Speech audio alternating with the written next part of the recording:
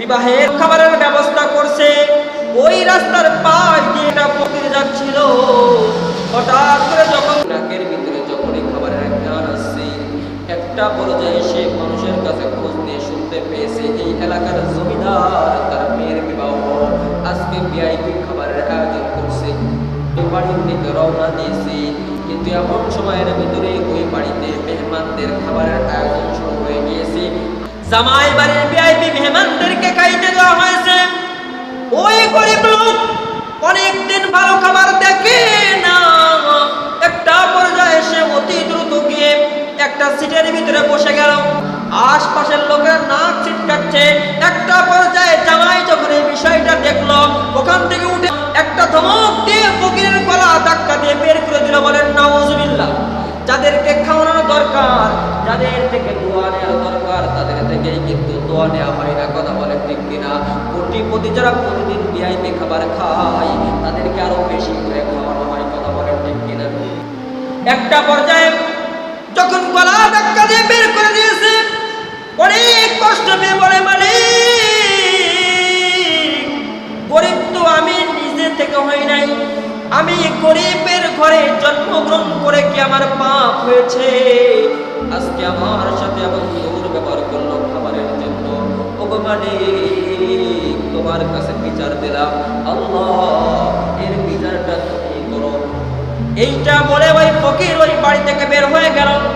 জামাই যখন ভিআইপি খাবার মুখের ভিতরে দিল, সঙ্গে সঙ্গে তার ডায়রিয়া শুরু হয়ে গেল। এমন অবস্থা, বাথরুমে যায় আর আসে, যায় আর আসে, যায় আর আসে। একটা পর্যায়ে অবস্থা খুব খারাপ, অতি দ্রুত হসপিটালে নিয়ে যাওয়া হলো। নিয়ে গিয়ে ট্রিটমেন্ট, একদিন, 2 দিন, 3 দিন, 4 দিন এরকম ট্রিটমেন্ট চলতে চলতে যখন ডায়রিয়া হতে হতে অনেক সুন্দর নাদুস নুদুস চেহারা, এখন চেহারা চোখ গাড়ির ভিতরে চলে গিয়েছে, চাপা চুপা ভেঙে গিয়েছে। চেহারার আর আগের মতো সৌন্দর্য নাই। যেই সুন্দর চেহারা দেখে মেয়েটা পাগল হয়েছিল। একটা পর্যায়ে যখন বাড়িতে আসছে, এসে দেখে আমি কাকে বিবাহ করলাম আর কি পেলাম। মেয়ে বলে, এই ছেলের সাথে সংসার করবো না। যেই ছেলে এত রোগা, যার শরীরটা ভেঙে গিয়েছে, দেখতে এখন বিশ্রী হয়ে গিয়েছে। একটা পর্যায়ে ওই সংসার ছেড়ে বাড়ি চলে আসছে। বলেন আল্লাহু আকবার। আমাদের সমাজের ভিতরে এরকম আছে কি নাই? যদি ফকির একজন বাড়ির পর আসে, গলা ধাক্কা দিয়ে বের করে দেয়। কথা বলেন ঠিক কিনা? একটা মাদ্রাসা থেকে কালেকশনের জন্য গলা ধাক্কা দিয়ে বের করে দেওয়া হয়, দুর্ব্যবহার করা হয়। না না, আপনি তার সাথে দুর্ব্যবহার করবেন না। আপনার ঘরে থাকলে কিছু খাবার দেন, না হলে সুন্দর কায়দায় বিদায় দেওয়া যায় কি যায় না? এই ফকিরের বদদোয়া এসে কিন্তু একবারে তার স্ত্রী কিন্তু তার থেকে চলে গিয়েছে। কথা বলেন ঠিক কিনা? একটা পর্যায়ে অনেক দিন পরে এই বিবির বিবাহ হয়ে গিয়েছে। বিবাহ যখন হয়েছে, সংসার করতেছে, হঠাৎ করে একটা দিন, হঠাৎ করে একজন ফকির বাড়ির সামনে এসে বলতেছে, এই বাড়িতে কেউ আছেন কিনা? আমাকে একটু খাবারের ব্যবস্থা করেন।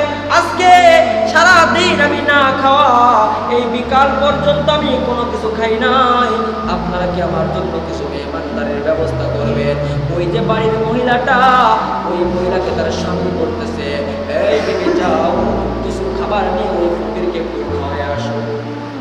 একটা পর্যায়ে খাবার নিয়ে যখন সামনে গিয়েছেন, যাওয়ার পরে খাবারটা দিয়েছে, দেওয়ার পরে ভিতর থেকে পানি আনতে গিয়েছে। পানি নিয়ে যখন মেহমানের সামনে গিয়েছে, সঙ্গে সঙ্গে একটা পরে ব্যক্তি স্ত্রী বেহুশ হয়ে গিয়ে। একটা পর্যায়ে স্বামী আশ্চর্য হলো, কিরে আমার বিবি চিৎকার দিয়ে বেহুশ হয়ে গেল। হাতের থেকে তার গ্লাসটা পড়ে গেল। কারণ কি? একটা পর্যায়ে সঙ্গে সঙ্গে বিবিকে ডাক দিয়ে একটা পর্যায়ে বিবির যখন হুঁশটা ফিরল, বিবিকে বলল, বিবি রে, এরকম তুমি কেন বেহুশ হয়ে গেলা?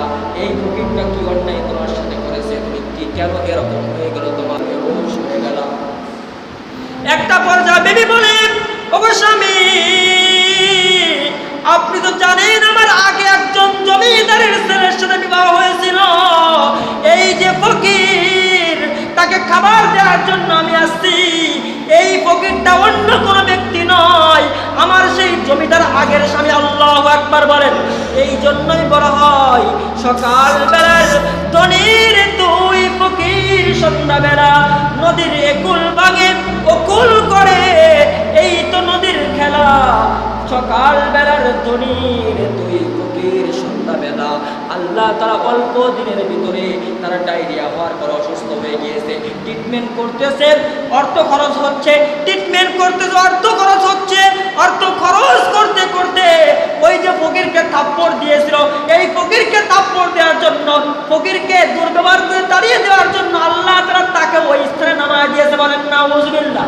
এই জন্য কখনো কোনো দরিদ্র ব্যক্তি, একজন ভ্যানওয়ালা, আপনার টাকা পয়সা আছে, 10 টাকার ভাড়া 15 টাকা চেয়েছে, আপনি তাকে বুঝায় 10 টাকা দেন, কারণ সে তো আজকে অভাবে পড়ে তার ছেলে মেয়ে পরিবারের জন্য ভ্যান চালাইতেছে, আজকে সবজি বিক্রয় করে, আপনার টাকা আছে, আপনি তার সাথে দুর্ব্যবহার করতেছেন, এরকম দুর্ব্যবহার কি করা যাবে? সঙ্গে সঙ্গে স্বামী বলে, বিবি